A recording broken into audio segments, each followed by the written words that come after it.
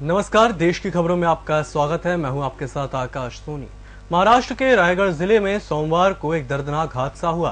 Picnic मनाने गए बच्चों के एक समूह में से 14 छात्र डूब गए हैं। 123 लोगों का एक समूह पिकनिक मनाने गया था। 14 छात्रों के शव बाहर निकाल लिए गए हैं। ये घटना दोपहर की है, जब 18 विद्यार्थी समुद्र में तैरने गए थे और बह गए। इन छात्रों की उम्र 18 से 20 साल बताई गई है। ये लोग पुणे के इनामदार कॉलेज के बीएससी और बीसीए कंप्यूटर साइंस के विद्यार्थी थे। एक छात्र अब भी लापता है और उसकी तलाश जारी है। आपको यह जानकर हैरानी होगी कि प्रधानमंत्री नरेंद्र मोदी के पास कुल नकदी के नाम पर सिर्फ 4,700 रुपए है। संपत्ति के ब्यौरे से लगता है कि वह अपने पास ज्यादा नकदी नहीं रखते। प्रधानमंत्री कार्यालय द्वारा मोदी की संपत्तियों के बारे में ताजा ब्यौरे के अनुसार प्रधानमंत्री मोदी ने कोई कर्ज नहीं लिया हुआ है।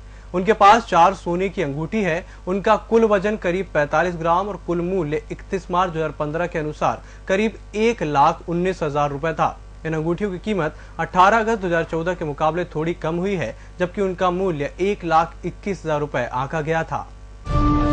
सुप्रीम कोर्ट देश में समलैंगिकता को अपराध की श्रेणी में रखने संबंधी निर्णय को चुनौती देने वाली समलैंगिक कार्यकर्ताओं की सुधारात्मक याचिका पर मंगलवार को ओपन कोर्ट में सुनवाई करेगी। चीफ जस्टिस तीरथ सिंह ठाकुर की अध्यक्षता वाली पीठ शीर्ष कोर्ट के 11 दिसंबर 2013 के फैसले के खिलाफ समलैंगिक अधिकारों के लिए प्रयत्नशील कार्यकर्ताओं और गैर सरकारी संगठन नाज फाउंडेशन की सुधारात्मक याचिका पर सुनवाई के लिए सहमत हो गई है। केंद्रीय महिला और बाल विकास मंत्री मेनका गांधी ने कहा है कि लिंग जांच को अनिवार्य कर देना चाहिए, ताकि जिन महिलाओं के गर्भ में लड़की है उनका ध्यान रखा जा सके और इस तरह कन्या भ्रूण हत्या रोकी जा सकेगी। हालांकि उन्होंने कहा कि यह उनकी निजी विचार है और इस पर चर्चा की जानी चाहिए। मेनका ने कहा कि यह उनका निजी विचार है कि महिलाओं को अनिवार्य रूप से यह बता देना चाहिए कि उनके गर्भ में लड़का है या लड़की। इस जांच को रजिस्टर किया जाना चाहिए ताकि पता लग सके कि इन लड़कियों का जन्म दिया गया है या नहीं। और वरिष्ठ आईपीएस अधिकारी अर्चना रामसुंदरम को सशस्त्र सीमा बल का महानिदेशक नियुक्त किया गया है। वह किसी अर्धसैनिक बल का नेतृत्व करने वाली पहली महिला अधिकारी होंगी।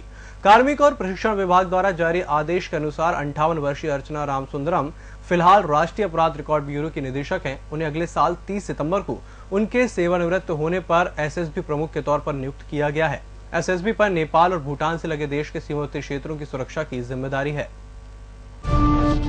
प्रधानमंत्री नरेंद्र मोदी मंगलवार को केरल और तमिलनाडु के दौरे पर जाएंगे। दोनों राज्यों में इस साल विधानसभा चुनाव है। पीएम की ऑफिशियल साइट पर उनके कार्यक्रम की जानकारी दी गई है। पीएम सबसे पहले कोझिकोड जाएंगे, जहां वह तीसरे वैश्विक आयुर्वेद फेस्टिवल को संबोधित करेंगे। यहां उनकी पार्टी की एक सभा को संबोधित करने का भी कार्यक्रम तय है। विधानसभा चुनाव से पहले पीएम पार्टी कार्यकर्ताओं का मनोबल बढ़ाएंगे।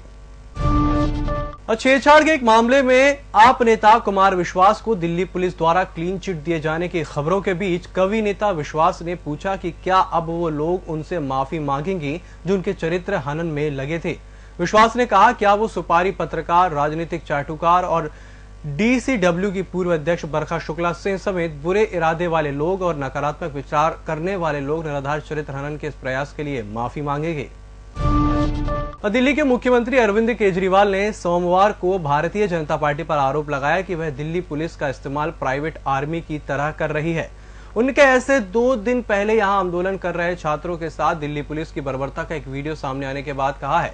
आम आदमी पार्टी के नेता ने ट्वीट किया है कि दिल्ली पुलिस का भाजपा राष्ट्रीय स्वयंसेवक संघ निजी सेना की तरह अपने विरोधियों के खिलाफ इस्तेमाल कर रहे हैं। मैं छात्रों पर किए गए हमले की कड़ी निंदा करता हूं। और महागठबंधन सरकार बनने के बाद पहली बार मुख्यमंत्री नीतीश कुमार सोमवार को जनता के दरबार में बैठे। एक अणे मार्ग में सुबह 10:30 बजे से शुरू हुआ जनता दरबार रात लगभग 7:45 बजे तक चला। 9.25 घंटे तक चलने के कारण पिछले 11 वर्षों से लग रहे जनता दरबार में अधिक देर तक चलने वाले 2-4 जनता दरबार में यह भी शामिल हो गया। माह का पहला सोमवार होने के कारण सीएम ने राजस्व और भूमि सुधार, गृह विभाग, पुलिस, सामान्य प्रशासन और निबंध विभाग से जुड़ी शिकायतें सुनी। देश की खबरों में फिलहाल इतना ही। ईएमएस टीवी की बाकी खबरें आप ईएमएस टीवी की वेबसाइट के साथ साथ हमारे ऐप्स पर देख सकते हैं। इसी के साथ मुझे दीजिए इजाजत। नमस्कार।